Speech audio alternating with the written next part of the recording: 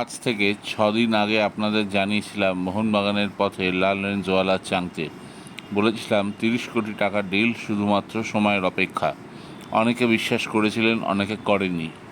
অবশেষে আজ বৃহস্পতিবার 27 জুন সেই কথায় স্ট্যাম্প দেওয়ার সময় এসে গেল মনে হচ্ছে। কয়েক ঘন্টা আগেই কলকাতায় পৌঁছে গিয়েছেন চাংতে। মুম্বাই জানাচ্ছে এখনও তারা ছাড়েনি চাঁদকে।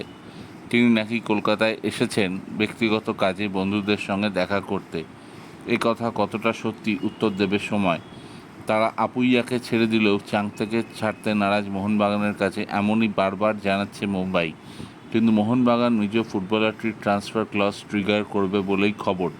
তারপর চাংতে জানাবেন তিনি মোহনবাগানের জার্সিতে খেলতে চান।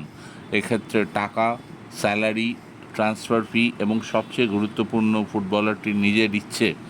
যদি কোনো একটি বিশেষ ক্লাবে খেলার দিকে থাকে তাহলে তাকে আটকাতে পারে না কেউ।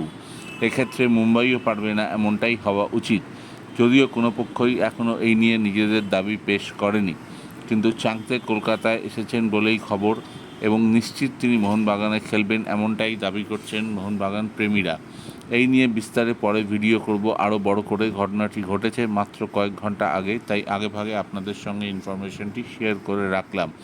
এখন দেখা যাক, যদি চাংতের সই মোহনবাগানে হয়ে যায় তাহলে একটা ফাটাফাটি ব্যাপার হবে। খবরটি ভালো লেগে থাকলে আমার চ্যানেলকে বেশি করে লাইক এবং সাবস্ক্রাইব করবেন। ধন্যবাদ, ভালো থাকবেন সকলে।